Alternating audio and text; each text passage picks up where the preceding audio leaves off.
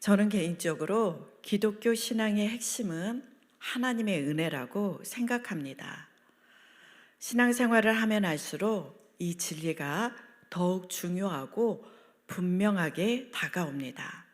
왜냐하면 하나님의 은혜를 바르게 이해하는 사람만이 하나님을 바르게 알고 온전한 신앙생활을 할 수 있기 때문입니다.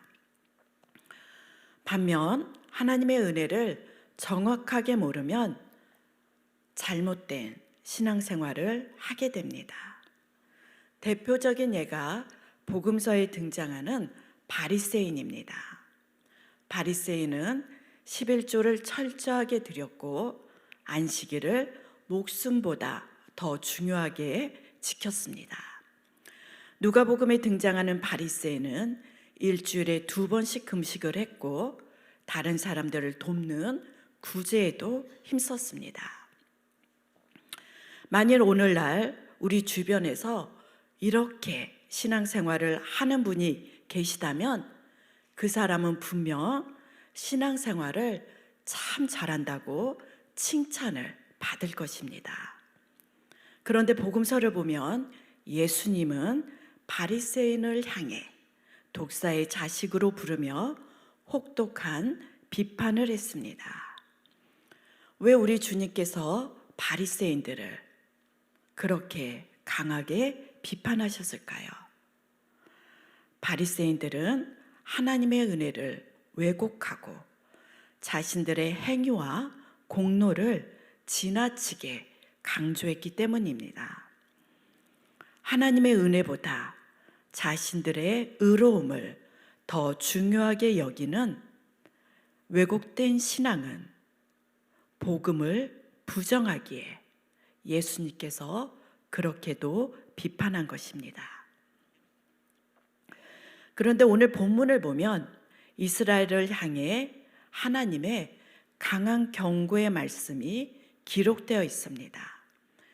특이한 점은 신명기 9장은 이스라엘 백성들이 아직 약속의 땅에 들어가지 않았을 때입니다. 들어가기 전입니다. 앞으로 약속의 땅에 들어가서 어떤 모습으로 이스라엘 백성들이 살아갈지 사람들은 모를 때입니다. 그런데도 훗날 약속의 땅에서 하나님의 은혜를 망각하고 잘못된 신앙생활을 할 것을 아시고 또는 염려하심으로 경고의 말씀을 준 것입니다. 그 말씀이 4절과 5절에 기록되어 있는데요.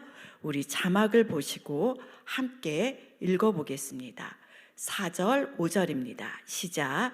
내 하나님 여호와께서 그들을 내 앞에서 쫓아내신 후에 내가 심중에 이르기를 여호와께서 나를 이 땅으로 인도하여 들여서 그것을 차지하게 하셨다 하지 말라. 이 민족들이 악함으로 말미암아 여호와께서 그들을 내 앞에서 쫓아내심이니라. 내가 가서 그 땅을 차지함은 내 공의로 말미암음도 아니며 내 마음이 정직함으로 말미암도 아니요 이 민족들이 악함으로 말미암아 내 하나님 여호와께서 그들을 내 앞에서 쫓아내심이라. 여호와께서 이같이 하심은 내 조상 아브라함과 이삭과 야곱에게 하신 맹세를 이루려 하심이니라. 하나님의 경고의 말씀은 무엇입니까? 이스라엘은 반드시 가나안 땅에 들어가서 그 땅을 차지할 것입니다. 하지만 승리했다고 자만해서는 안 됩니다. 왜냐하면 이스라엘의 능력으로 아낙 자손과 크고 높은 성벽을 가진 가나안 족속을 몰아낸 것이 아니기 때문입니다. 가나안 족속을 그 땅에서 물리치고 쫓아내신 분은 하나님이십니다. 그렇다고 해서 이 말이 이스라엘이 의롭고 정직하다는 뜻도 아닙니다. 이스라엘 역시 하나님 앞에서는 의로운 민족이 결코 아닙니다. 오히려 출애굽 이후 광야 40년 세월을 돌이켜보면 언제나 하나님을 거역하던 민족입니다. 그 말씀이 7절에 나와 있는데요. 우리 7절도 한번 함께 읽어보겠습니다. 시작. 너는 광야에서 내 하나님 여호와를 경노하게 하던 일을 잊지 말고 기억하라. 내가 애굽 땅에서 나오던 날부터 이곳에 이르기까지 늘 여호와를 거역하였으되. 하나님께서는 잊지 말고 기억하라고 말씀하십니다. 그 내용은 무엇입니까? 내가 애굽 땅에서 나오던 날부터 이곳에 이르기까지 늘 여호와를 거역하였다는 말씀입니다. 이스라엘은 출애굽 직후부터 광야 40년간 늘 여호와를 거역하던 민족입니다. 또 모세는 이것을 증명할 수 있는 사건 5가지를 7절 이하부터 열거하고 있는데요. 5개의 사건을 통해서 이스라엘이 여호와 앞에서 40년간 목이 곧은 백성임을 증거하는 것입니다. 물론 광야 40년 동안 꼭 5가지 사건만을 여호와께 거역한 것은 아닙니다. 아마 셀 수 없이 하나님을 거역했을 것입니다. 그래도 이 5가지 사건을 통해 목이 곧은 백성임을 증거하는 것인데요. 7절 이하 5가지 사건 말씀을 제가 드려보면, 첫 번째는 성경에서 아주 유명한 금송아지 사건입니다. 하나님께서 금송아지 사건을 통해 크게 진노하심으로 오늘 본문에도 기록된 것처럼 모세의 중보 기도가 없었다면 하나님은 이스라엘을 완전히 멸절하고 이 세상에서 이스라엘의 이름을 완전히 지우려고까지 한 아주 큰 진노를 받은 사건입니다. 또 22절을 보시면은요, 2번째 사건부터 4번째 사건까지 한 줄에 기록되어 있는데요. 22절에 보시면 악한 말로 하나님을 거역한 다베라 사건, 또 우리 중에 하나님이 계시는가 안 계시는가 하나님을 시험한 마사 또는 같은 장소인 무리바 사건, 그리고 하나님께서 주신 것에 자족하지 못하고 탐욕을 드러낸 기브롯 핫다아와에서 일어난 사건들입니다. 마지막 5번째는 정탐꾼 10명의 잘못된 보고를 듣고 하나님을 원망하며 애굽으로 돌아가고자 했던 그 유명한 가데스 바네아 사건입니다. 이 사건들 모두 하나님의 은혜를 이스라엘 백성들이 쉽게 저버리고 광야에서 원망과 불평을 쏟아낸 공통점을 가지고 있다고 말씀드릴 수 있습니다. 그런데도 하나님께서는 가나안 땅을 이스라엘 백성들에게 주셨습니다. 그 이유가 우리가 함께 읽었던 4절과 5절에 나오는데요. 2가지 이유입니다. 첫 번째는 가나안 족속의 악함 때문입니다. 가나안 족속의 죄악은 지금도 여러 자료를 통해서 확인되고 있는데요. 도덕적으로 심히 부패하고 타락한 생활을 했을 뿐만 아니라 여러 신을 다신을 섬기는 우상 숭배가 팽배했습니다. 나아가 사람을 제물로 드리는 인신공양과 같은 죄악이 가득했습니다. 그래서 하나님께서 가나안 족속을 쫓아내고 그 땅을 이스라엘 백성들에게 준 것입니다. 그렇다면 가나안 땅을 주신 두 번째 이유는 무엇일까요? 하나님의 언약 때문입니다. 하나님께서 대략 500년 전 아브람과 이삭 그리고 야곱에게 그 땅을 주시겠다고 약속을 하셨습니다. 그리고 신실하신 하나님께서 그 약속을 성취한 것입니다. 약속을 성취하심으로 이스라엘 백성들에게 그 땅을 선물로 준 것입니다. 그러면 이스라엘 백성들이 약속의 땅에 들어가서 그 땅을 차지하고 살아간다고 할지라도 그 땅은 이스라엘 백성들의 능력으로 차지했다고 말할 수 없습니다. 더군다나 자신들의 정직함과 의로움으로 그 땅에서 살아가게 됐다고 내세울 이유도 전혀 없습니다. 하지만 결과를 보면 이스라엘 백성들은 하나님을 올바르게 섬기지 못했습니다. 시간이 지날수록 어떻게 변해갔습니까? 하나님께서 쫓아내신 가나안 족속을 닮아갔습니다. 시내산에서 하나님께서 주신 율법을 가지고 하나님을 섬기며 살아간 것이 아니라 가나안 족속처럼 살아간 것입니다. 도덕적으로는 타락했고 부패했습니다. 우상 역시 숭배하기에 바빴습니다. 무엇보다 하나님의 말씀을 가벼이 여겼습니다. 하나님의 은혜를 망각하고 하나님께서 경고하신 그대로 자신들의 의와 공로로 그 땅에서 살아간 사람들처럼 약속의 땅에서 가나안 족속처럼 살아간 것입니다. 그렇기에 이스라엘 백성들 역시 선물로 받은 약속의 땅에서 훗날 쫓겨나게 됩니다.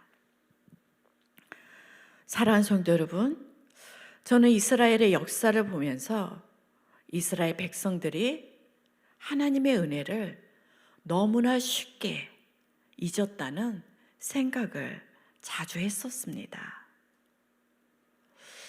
어떻게 출애굽의 그 놀라운 이적과 경험을 통해 노예 종살이에서 해방시켜 주시고 구원해 주시고 무엇보다 한 번도 경험하지 못한 자유인으로 하나님께서 주신 그 땅에서 살아가게 되는데 어떻게 그 은혜를 잊어버릴 수 있을까 생각할 때가 있었습니다.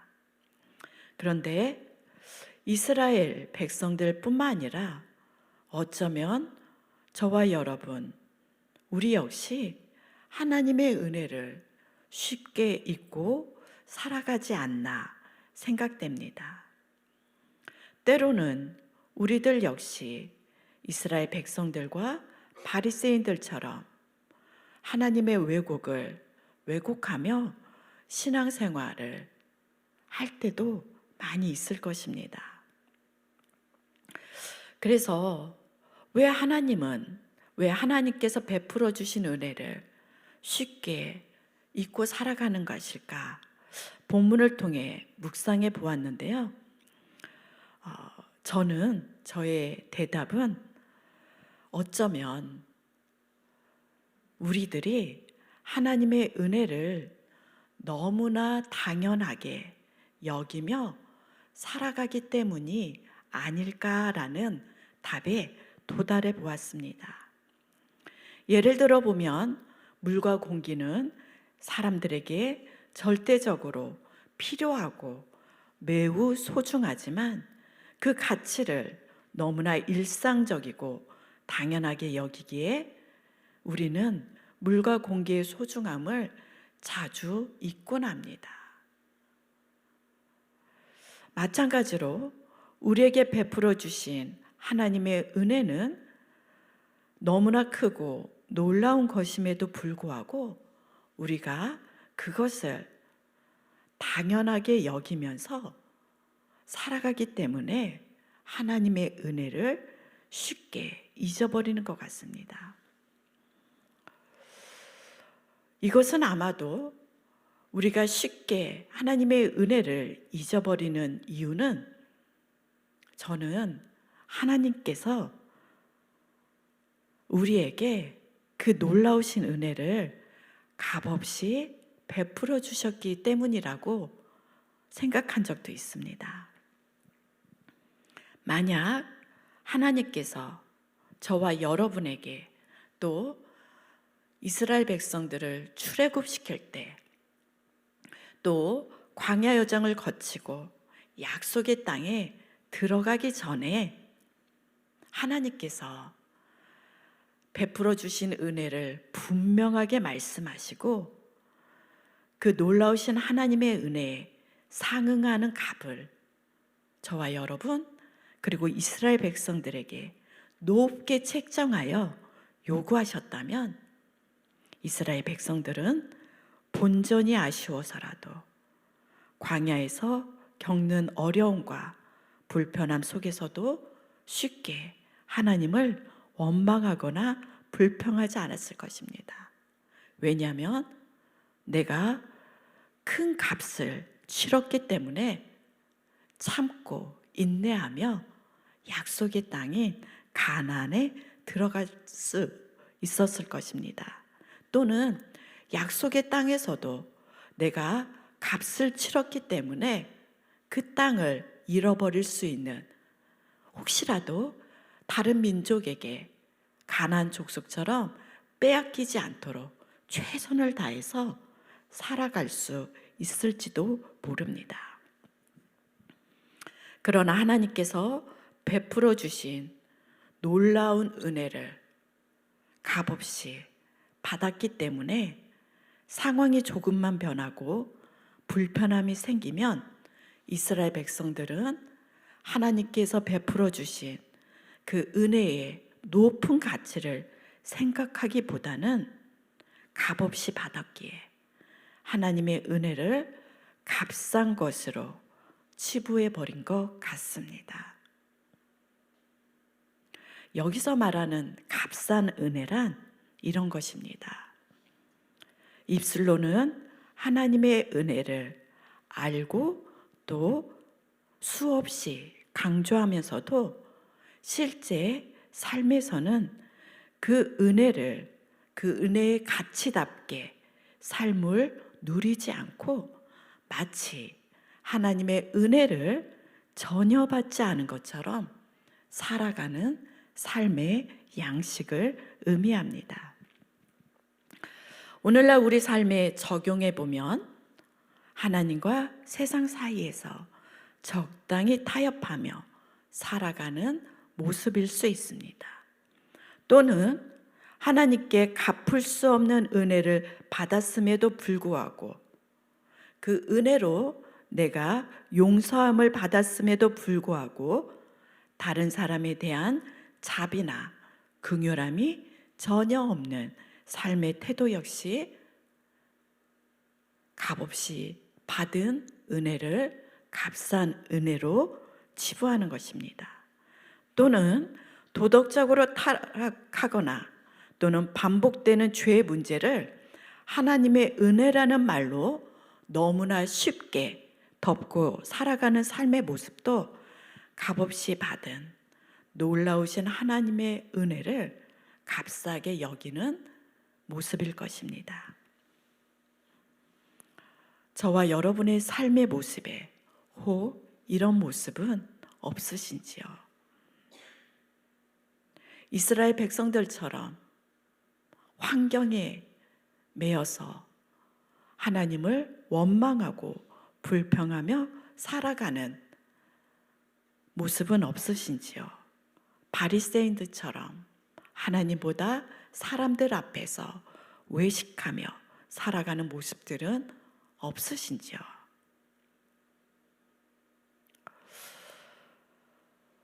그렇다면 반면에 우리가 하나님의 은혜를, 하나님께서 값없이 주신 그 놀라운 은혜를 제대로, 그 가치를 제대로 평가하며 살아가는 삶은 무엇일까요? 도대체 우리는 어떻게 해야 신앙생활을 제대로 할 수 있을까요? 서두에서 말씀드린 것처럼 바리새인들처럼 11조를 철저하게 드리고 주의를 잘 지키고 또 하나님 앞에 금식하며 기도하고 다른 사람들을 향한 구제하며 살아가는 그런 모습은, 그런 모습조차, 그런 모습을 하기도 어려운데, 그런 외적인 모습뿐만 아니라 내면에서, 내면의 동기를 보시고 하나님께서 독사의 자식이라고 말하지 아니하시고 참으로 하나님 보시기에 합당하다는 평가를 받을 수 있는 그런 신앙생활을 하기 위해서 우리가 하나님의 은혜를 어떻게 알고 하나님의 은혜를 어떻게 가치를 평가하며 살아가야 할까요? 저는 신약 성경에 기록된 사도 바울이 값없이 받은 놀라운 하나님의 은혜의 가치를 깊이 깨달은 사람 중에 한 사람이라고 늘 생각합니다. 우리가 잘 알고 있는 것처럼 사도 바울은 다메섹 도상에서 빛 대신 예수 그리스도를 만난 후 삶이 변했습니다. 무엇보다 변화의 중심에는 자신이 죄인 중에 괴수라는 사실을 깊이 깨달았습니다. 그리고 자신과 같은 죄인에게 은혜를 베풀어 주신 하나님의 은혜에 감격했습니다. 자신을 구원해 주신 놀라우신 하나님의 은혜에 감격함으로 사도 바울은 변한 것입니다. 마음이 변한 것입니다. 그래서 바울의 서신서를 보면 바울은 복음에 대한 열정도 매우 컸지만 일평생 하나님의 은혜에 감격하며 살아갔습니다. 일평생 하나님의 은혜에 감격하며 살아갔기 때문에 복음을 전하며 복음의 열정을 잃어버리지 않을 수 있었던 것입니다.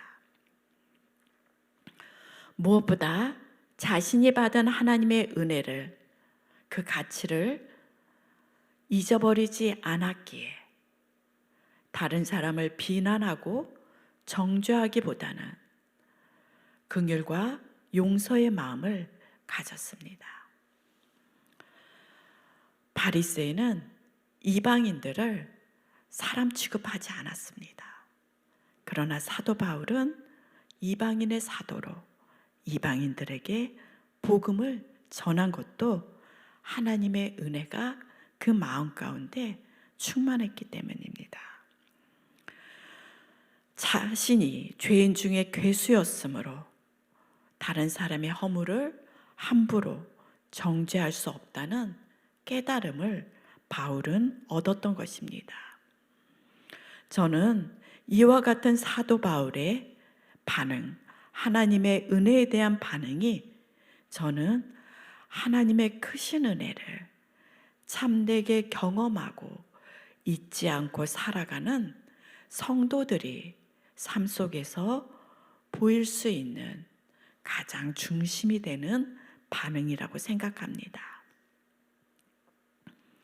또한 하나님의 크신 은혜를 제대로 평가하는 삶의 기준은 바로 사도 바울과 같은 사도 바울이 복음 앞에서 하나님 앞에서 보인 참된 겸손과 다른 사람들을 긍휼히 여길 줄 아는 마음, 무엇보다 나의 중심에서 벗어나 다른 사람들을 향한 주님의 사랑을 전하는 삶의 모습이 아닐까 생각합니다.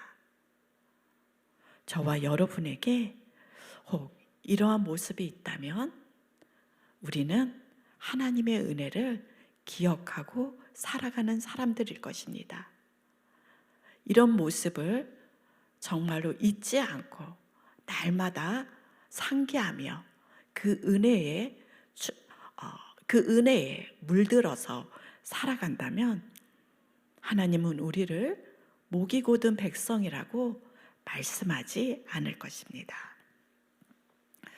사랑하는 성도 여러분, 저는 이 시간 말씀을 맺어보겠습니다.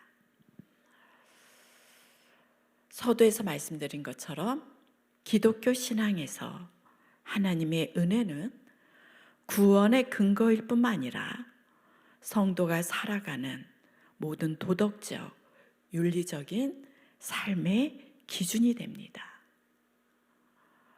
율법 역시 율법에 담긴 하나님의 뜻이 이스라엘의 삶의 기준이 되었다면 이스라엘은 변질되지 않았을 것입니다.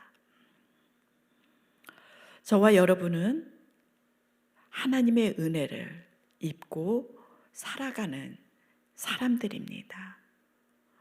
저와 여러분이 받은 구원은 오직 예수 그리스도 안에서 받은 전적인 하나님의 은혜일 뿐만 아니라 우리 역시 그 은혜를 기억하며 사도 바울처럼 빚진 자의 심정으로 살아가야 합니다. 왜냐하면 우리는 구원받았어도 하나님 앞에서 결코 죄가 없는 의로운 자가 아니기 때문입니다. 우리가 의롭기 때문에 구원을 받은 것도 아닙니다.